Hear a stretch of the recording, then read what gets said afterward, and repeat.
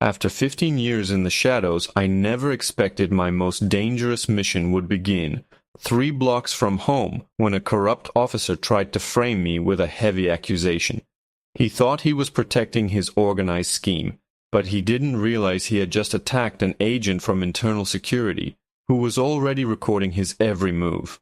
I've spent 15 years in the shadows, navigating the kind of high-stakes environments that would make a normal person's heart stop. I've handled threats to national security that will never see the light of day, and I've operated in territories where the law is just a suggestion. But ironically, the most dangerous encounter of my career didn't happen in a back alley in Prague or a high-rise in Hong Kong. It happened 3 blocks from my own house, in a quiet, upscale suburb where the grass is always trimmed and the silence is usually deafening. I was walking home from the local sports complex carrying my tactical gear bag. To anyone else, it just looked like an oversized gym bag. To me, it contained specialized communication equipment and documents that could dismantle a massive organized scheme I'd been tracking for months. I was exhausted, dressed in a simple black hoodie and joggers, just wanting to get home, jump in the shower, and forget that I spent the last 72 hours preventing a massive breach of our internal security. That's when the cruiser pulled up. It didn't just slow down. It swerved toward the curb, tires screeching, blocking my path. Officer Miller, I knew his name because he was the local hero who loved the spotlight, stepped out. He wasn't just on edge. He looked like he was looking for a fight, but he wasn't alone. In his hand, he wasn't holding a baton. He was gripping a heavy, professional-grade golf club he'd apparently taken from his trunk. "Drop the bag and get on the ground," he barked, his voice cracking with a strange, frantic energy. I stopped. I didn't drop the bag. I knew the protocol for local law enforcement, and this wasn't it. "Officer, is there a problem? I'm just heading home." I said on the ground. "We've had reports of a suspicious individual matching your description scouting houses," he yelled, stepping closer. The golf club was resting on his shoulder, held like a baseball bat. It was an intimidating sight, a uniformed officer using a piece of sporting equipment as a makeshift weapon. I could see the sweat on his forehead and the way his eyes darted to my bag. He wasn't just suspicious, he was aggressive. "I live 2 streets over, Officer Miller. If you check my ID, we can clear this up in 10 seconds, I said, keeping my voice calm and level. In my line of work, staying calm is the difference between life and death. "I don't care where you say you live. You people always have an excuse," he spat. The prejudice in his voice was thick, but there was something else, a desperation. He stepped into my personal space, the head of the golf club inches from my face. "I think you've got prohibited substances in that bag. Or maybe something worse. Maybe you're part of that group we've been warned about. The radicals trying to disrupt the neighborhood." I realized then that Miller wasn't just a bad cop. He was a paranoid one. He was trying to pin a heavy accusation on me, something like a threat of a serious nature, just to justify his aggression. "Step back, officer," I warned, my tone shifting. The agent side of me was taking over. "You are escalating a situation that doesn't need to be escalated. Put the club down." He laughed, a jagged, ugly sound. "You're telling me what to do? In my town?" Without another word, he swung. It wasn't a warning. It was a full-force swing of that golf club, aimed directly at my ribs. My instincts, honed by years of combat training, kicked in before I could even think. I pivoted, the metal head of the club whistling past my jacket, missing me by a fraction of an inch. "You just made a massive mistake," I whispered. Miller's face twisted in rage. He didn't realize he was dealing with someone who was trained to neutralize threats much larger than him. He swung again, but this time I didn't just dodge. I stepped into his guard, grabbed the shaft of the club, and twisted. The sound of his wrist popping was audible in the quiet street. He let out a yelp, dropping the club, but as he stumbled back, he reached for his radio. Officer needs assistance. I've got a violent suspect, likely carrying illegal materials. He's resisting. Send everyone." Within seconds, the distant sirens began to wail, growing louder and more frequent. I stood my ground, holding my bag, watching as 3 more cruisers screamed around the corner, pinning me in. As the officers piled out, guns drawn, Miller pointed a trembling finger at me, his face red with fury. "Search him. Search the bag. He tried to kill me," Miller screamed. The lead officer, a veteran sergeant, shoved me against the hood of the car. He didn't listen to my protest. He reached for my bag and ripped the zipper open, dumping the contents onto the asphalt. My heart sank. Among the gym clothes and the specialized tech, a thick leather-bound folder slid out. It fell open, revealing a series of high-resolution surveillance photos and a list of names under the heading: Internal Security Investigation, Local Network Corruption. The sergeant froze. He looked at the photos, then at the list of names. His eyes went wide as he saw the very first name on the list, underlined in red: Officer Brian Miller. I looked the sergeant dead in the eye and said, "Now call your superiors, not the local ones. Call the Internal Security Branch. Tell them Agent 104 just found what he was looking for." But as the sergeant reached for his radio, I noticed Miller's expression change from rage to a cold, calculating mask of terror. He didn't look like a caught criminal. He looked like a man with nothing left to lose. He reached for his holster and the world slowed down. The world slowed to a crawl. I saw Miller's hand white-knuckling the grip of his service weapon. He wasn't thinking like a peace officer anymore. He was thinking like a cornered animal facing an enormous term for his involvement in the organized scheme we'd been dismantling. He knew that folder contained every receipt, every payoff, and every link to the group that had been bleeding the county dry. Before he could clear leather, I moved. It wasn't a flashy move, just the brutal efficiency of a man trained to survive. I stepped into his space, my palm slamming into his elbow, while my other hand pinned his holster shut. The gun stayed where it was. Miller gasped, the air leaving his lungs in a sharp wheeze, as I swept his legs and sent him crashing onto the pavement for the second time. "Don't move. Hands in the air," the other officers screamed, their voices a chaotic chorus of confusion and fear. 3 red laser dots danced across my chest. They didn't know who I was. To them, I was a suspect who had just taken down a decorated officer. The sergeant, however, was silent. He was still staring at the list in the folder. His face had gone from a flush of anger to a ghostly, sickly pale. He looked at the surveillance photos of Miller meeting with known radicals in the back of a local warehouse, photos that showed them exchanging heavy bags and discussing their organized scheme. "Lower your weapons," the sergeant suddenly bellowed. His voice had a tremor in it that I didn't like. "Sergeant, he's a threat. He attacked Miller," one of the younger cops shouted, his finger twitching on the trigger. "I said lower them," the sergeant roared, stepping between me and the other officers. He turned to me, his eyes searching mine. "Who are you? Truly?" I didn't answer with words. I reached into a hidden pocket in my hoodie and pulled out a small, encrypted badge that didn't belong to any local or state department. It was the mark of the Internal Security Branch, the kind of credentials that could shut down an entire city block with a single phone call. "I'm the person who's been watching this precinct for 6 months," I said, my voice cold as ice. "And right now, Officer Miller is the least of your worries. This organized scheme goes much deeper than one man with a golf club." Miller, groaning on the ground, spat out a mouthful of blood. "You don't have anything.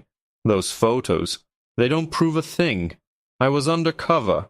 I was trying to find out who was bringing the запрещенные вещества into the neighborhood." "Undercover?" I laughed, but there was no humor in it. "Is that what you call taking a $20,000 kickback every Tuesday? We have the audio, Miller. We have the logs of the незаконное оружие you helped move across the county line." The other officers were lowering their guns now, looking at each other with dawning horror. The realization was sinking in. They had been protecting a criminal in a blue suit. The sergeant handed me back my folder, his hands shaking. "What happens now?" he asked. "Now the internal security branch arrives and takes over this scene," I replied. "I need everyone to stay exactly where they are. No one uses their radio. No one makes a call. If a single byte of data leaves this scene, I'll consider it an act of obstruction in an investigation of an organized scheme." Just as I said that, a fleet of black SUVs tore around the corner, their sirens silent, but their lights flashing a rhythmic, intimidating blue and red. They didn't have local markings. These were my people, the heavy hitters. Miller tried to scramble away, but two of the arriving agents were on him in seconds, pinning him to the ground with professional ease.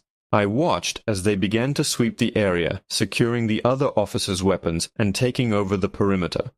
A tall man in a sharp suit stepped out of the lead SUV. It was Director Vance, my direct superior. He walked toward us with a grim expression, his eyes fixed on the folder in my hand. "Report, Agent 104, Vance said, his voice cutting through the humid night air. "The primary target is in custody, Director."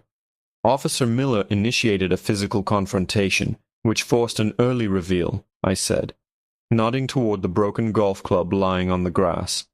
"But we have the evidence. The whole organized scheme is laid out right here." Vance took the folder and flipped through a few pages. He didn't look relieved. He looked worried. He glanced at the sergeant, then back at me. "You did good work, 104. But there's a problem," Vance whispered, leaning in close so the others couldn't hear. "We just intercepted a transmission from the local dispatch. Miller wasn't the only one on the payroll, and the person who sent him to intercept you tonight, he's not on your list because he's the one who's been protecting the list." My blood ran cold. "Who, Vance?" Vance didn't answer. Instead, he looked past me, toward the dark house at the end of the cul-de-sac. A single window on the second floor was lit. In the frame, I could see the silhouette of a man holding a phone. Suddenly, my earpiece crackled with a burst of static, followed by a voice I recognized, the voice of the district attorney. "Agent 104, the DA's voice was smooth, almost mocking. "I hope you enjoyed your walk, because it's the last one you're ever going to take." Before I could react, a deafening explosion rocked the street, and the SUV right behind Director Vance vanished in a ball of orange flame. The shockwave was like a physical punch to my gut, throwing me face first into the asphalt. For a split second, the world went silent, replaced by a high-pitched ringing that seemed to vibrate inside my skull. Thick, oily smoke billowed from the wreckage of the SUV, and the screams of the neighbors began to pierce through the haze. Director Vance was pinned under a piece of debris, his face covered in soot, but his eyes were wide and alert. "Go! Get to that house!" Vance choked out, pointing toward the lit window where the silhouette of the district attorney had been standing just moments ago. I didn't need to be told twice. I scrambled to my feet, my muscles screaming in protest, and grabbed the heavy golf club Miller had dropped. It was a poetic choice of weapon for what I had to do next. I sprinted toward the DA's driveway, staying low as more secondary explosions, likely fuel lines, erupted behind me. The local officers were in total disarray, some trying to help the wounded, others frozen in shock. This was the moment the organizovania schema had been waiting for, the chaos they thought would provide their exit. I reached the front door and didn't bother with a tactical breach. I used the head of that professional-grade golf club to shatter the glass pane, reached in, and unlocked the deadbolt. I was inside in seconds. The house was unnervingly quiet, a stark contrast to the carnage on the street. I moved through the hallway, my boots silent on the plush carpet. I found District Attorney Henderson in his study. He wasn't running. He was sitting behind a massive oak desk, calm as a monk, holding a glass of amber liquid. In his other hand was a burner phone. "You're persistent, Agent 104, Henderson said, his voice as smooth as silk, completely devoid of the panic I expected. But you're too late. The data is already being wiped from the central servers. By morning, your evidence will be nothing but corrupted files and hearsay. And you'll be the rogue agent who caused a neighborhood explosion and attacked a local hero. He was trying to frame me with a tяжкое обвинение, a desperate attempt to flip the script. He thought he could use his political weight to crush me. You forgot one thing, Henderson, I said, stepping into the light. The golf club still gripped in my hand. The folder Miller tried to take wasn't the master file, it was the bait.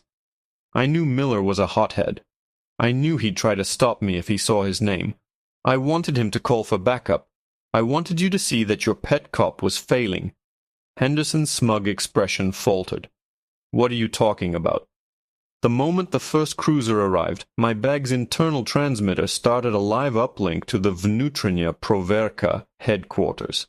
Every word Miller said, every photo that fell on the ground, and every second of that explosion was recorded and backed up on a secure government cloud. You didn't wipe anything, Henderson. You just gave us a digital map of where you were trying to hide the data. As if on cue, my earpiece crackled.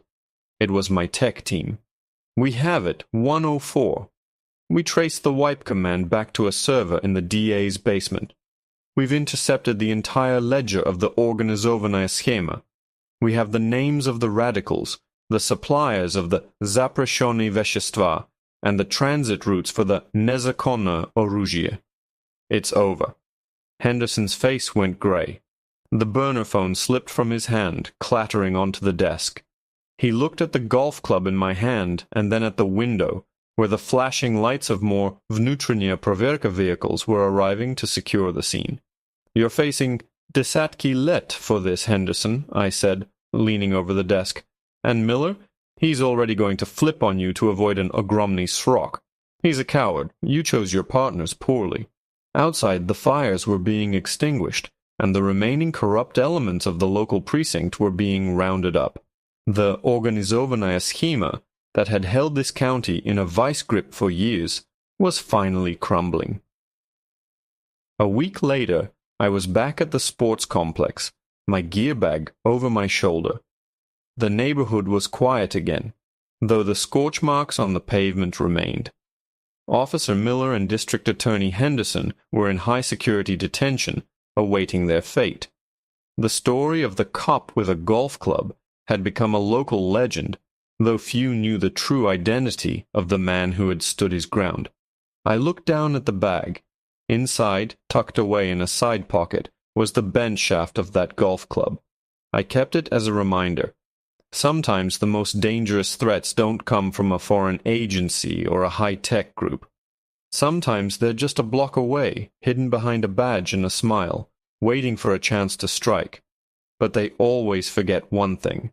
Shadows are where I work best, and in the dark you never see the real agent coming.